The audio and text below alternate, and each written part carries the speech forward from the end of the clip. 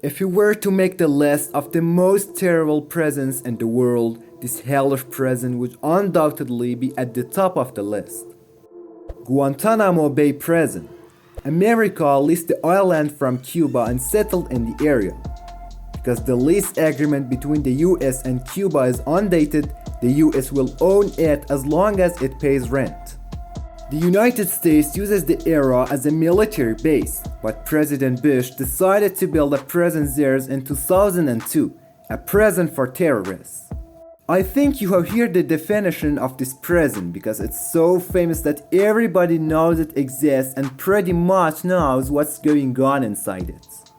Now we want to see what life is like for a prisoner in this prison. This prison is different from other prisons. Prisoners all over the world go to prisons by court order, but Guantanamo prisoners don't go to trial in any capacity. Those who enter Guantanamo are 99% likely to never be released again. The remaining 1% who are released are removed from prisons to be tried and transferred to their own country's prisons.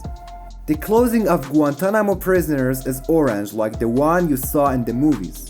Let's see what life is like for a prisoner in this prison. The first problem that a prisoner in Guantanamo has is that he cannot sleep comfortably because there is no peace in this prison.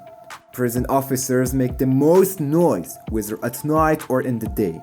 The agents don't even watch as to whether prisoners might be sleeping.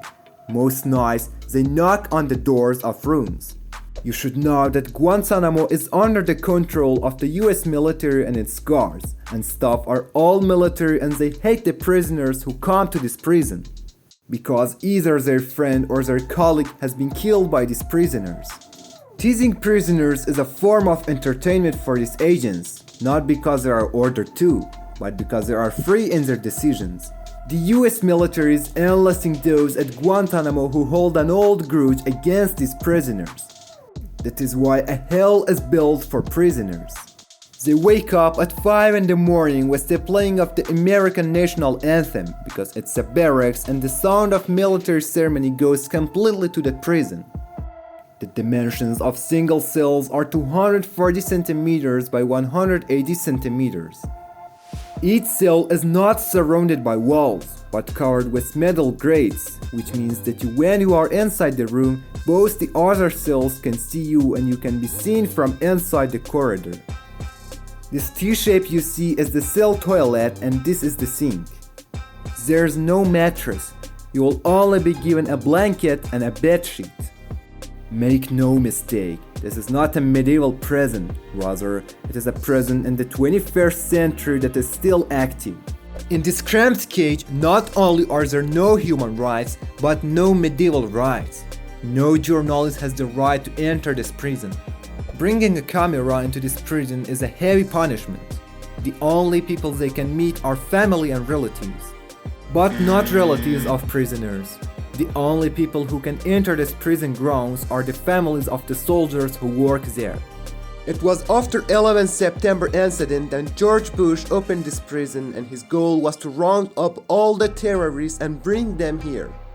Let's go to the prison canteen and see what's going on there. Oh, I forgot that prisoners don't eat here. Most of these prisoners do not eat enough to die, because they know death is better than living in this hell, and the only way to commit suicide in this prison is not to eat. If you want to eat, this is your food tray. Some bread and cheese with a handful of apples or oranges. Oh my god, what a bad food. But prisoners are forced to eat this food. To say that I don't eat and want to commit suicide is unacceptable. If you don't eat, prison guards will forcefully pour food into your mouth. There's a special seat. They tie your arms and leg to the seat and insert a special hose into your nose. And then through the hose, the food liquid flows into your throat.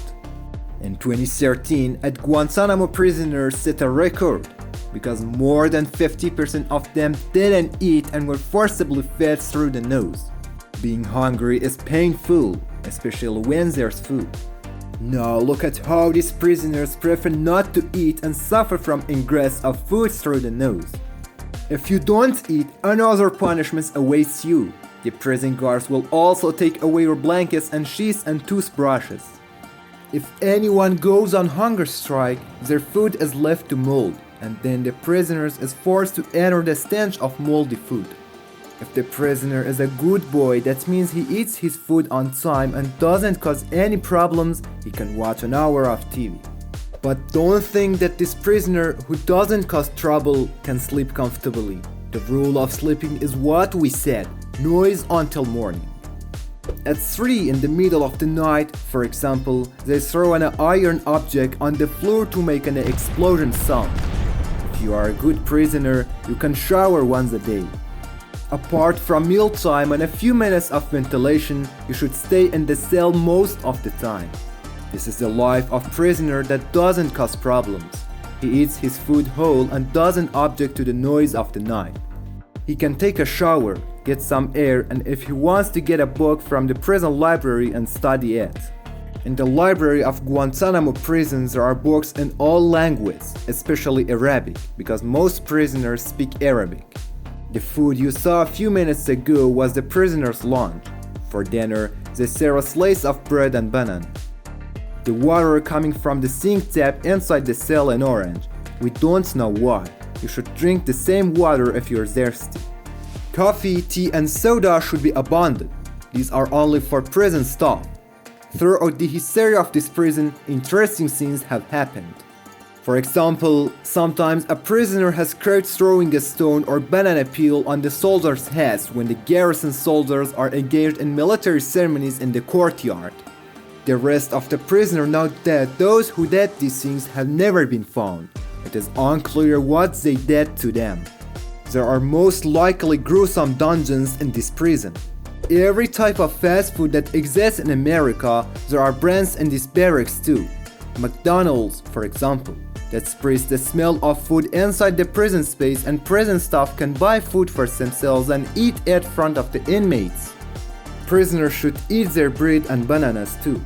Prisoners are tortured at the beginning of their entry into this prison, and confessions are taken from them. The torture chamber is equipped with full medical facilities. The prisoner sits in a chair, they tie him to the chair and have all the medical devices attached to him. They're checking his heart rate and breathing. Of course, these are not prisoners for health. This is to control torture. That suddenly, from the severity of the torture, his heart wouldn't stop. Controlled torture that doesn't risk death.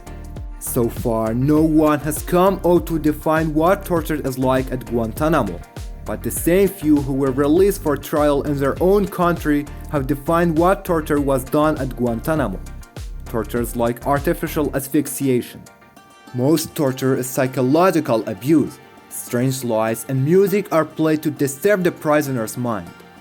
Or hanging the prisoner by the hand, in which the prisoner is hanged by his hand for a long time, so that the blood doesn't reach the hands and he becomes semi-paralyzed. Another story has come out of the Guantanamo, where a prisoner urinated on the floor of his cell and the prisoner guards put him to the ground and, with the prisoner himself, cleaned the floor like a broom. Many people are protesting the prison and believe it should be closed. Obama promised to close the place, but he couldn't. There are currently 40 people incarcerated at Guantanamo. Many human rights advocates object to at least moving the prison to the United States, but the US military refused because they believe US laws will tie them down and they can no longer easily torture or give prisoners bad food or carry out nightly harassment. Worst of all this is that when the prison is transferred to America, every prisoner will have to go to the prison by court order, not by the decision of the army officers.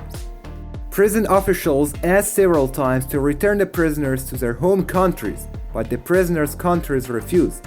For example, Saudi Arabia didn't want its prisoners and said imprison him there. It's true that these prisoners are terrorists and have killed maybe hundreds of people and should be punished, but do you agree with that kind of punishment?